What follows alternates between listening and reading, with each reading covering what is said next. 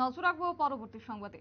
জমি সংক্রান্ত বিবাদের জেরে ধারালো অস্ত্রের আঘাতে গুরুতরভাবে আহত এক পরিবারের 4 জন, এমন ঘটনা লক্ষ্য করা গেছে, যেখানে তাদের মধ্যে গুরুতর অবস্থায় বিমল সিংহ মেমোরিয়াল হাসপাতাল থেকে ধলাই জেলার কুলাই হাসপাতালে রেফার করা হয়েছে সে পরিবারের 4 জনকে। তবে এই ঘটনাটি ঘটেছে সোমবার সকাল 11টা নাগাদ কমলপুর থানার বালিগাঁও পঞ্চায়েতের ভরপাড়া গ্রামে।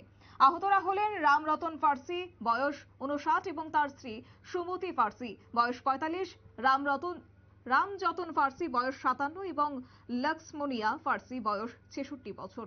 এই ঘটনায় কমলপুরের বালিগাঁও গ্রামে চাঞ্চল্য সৃষ্টি হয়েছে। খবর নিয়ে যাওয়া হয় এবং সোমবার সকাল 11টা নাগাদ কমলপুর থানার বালিগাঁও পঞ্চায়েতের ভরপাড়া গ্রামে নিচের টিলাভূমির মালিক রাম রতন ফার্সি, তার স্ত্রী সুমতি ফার্সি, ছোট ভাই রতন যতন ফার্সি, লক্ষ্মণিয়া ফার্সি বেড়া দিতে গেলে গ্রামের হরিমোহন ঘাসি এবং তার ছেলে লক্ষণ ঘাসি সহ পরিবারের সদস্যরা মিলে লাঠি দা দিয়ে আক্রমণ করে। তাদের দায়ের কোপে রামরতন ফার্সি, তার স্ত্রী সুমতি ফার্সি, রামযতন ফার্সি এবং লক্ষ্মণিয়া ফার্সি গুরুতর আহত হয়েছেন বলে খবর রয়েছে। তাদের অবস্থা অনেকটাই আশঙ্কাজনক হওয়ায় কর্তব্যরত চিকিৎসকরা লক্ষ্মণিয়া ফার্সিকে বিমল সিংহ মেমোরিয়াল হাসপাতালে ভর্তি করেছেন। গোটা বিষয়কে কেন্দ্র করে কি আপডেট রয়েছে শুনুন। আচ্ছা, আমি কালকে বয়ে আছি যে এটা পরিষ্কার করে দিও, কালকে বেড়া দিব। আজকে সকালে গেছি, আমি লেবার সেবার লয়ে গেছি, 3টা লেবার লয়ে গিয়া বাস্কেটটা বেড়া দিব। ওকে হ্যাঁ, কে? এটা হরিগাছির বাড়ির সামনে। আচ্ছা, অপোজিট সাইডে রাস্তা আছে মধ্যে।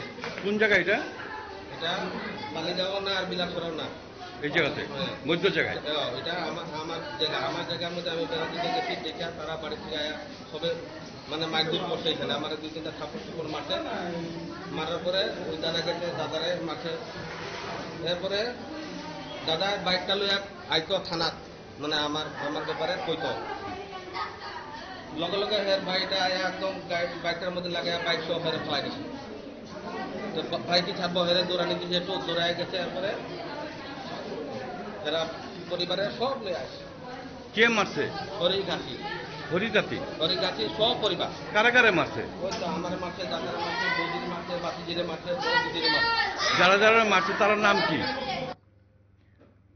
আপনারা শুনলেন সংশ্লিষ্টের বক্তব্য, এবং এই ঘটনার পরিপ্রেক্ষিতে অনেকটাই আশঙ্কাজনক অবস্থায় লক্ষ্মণিয়া ফার্সি বিমল সিংহ মেমোরিয়াল হাসপাতালে ভর্তি রয়েছে। তবে তাদের মধ্যে বাকি 3 জন ধলাই জেলার কুলাই হাসপাতালে তাদেরকে চিকিৎসা করানো হচ্ছে। নিয়ে নিচ্ছি ছোট্ট একটি বিজ্ঞাপন বিরতি, সঙ্গে থাকুন।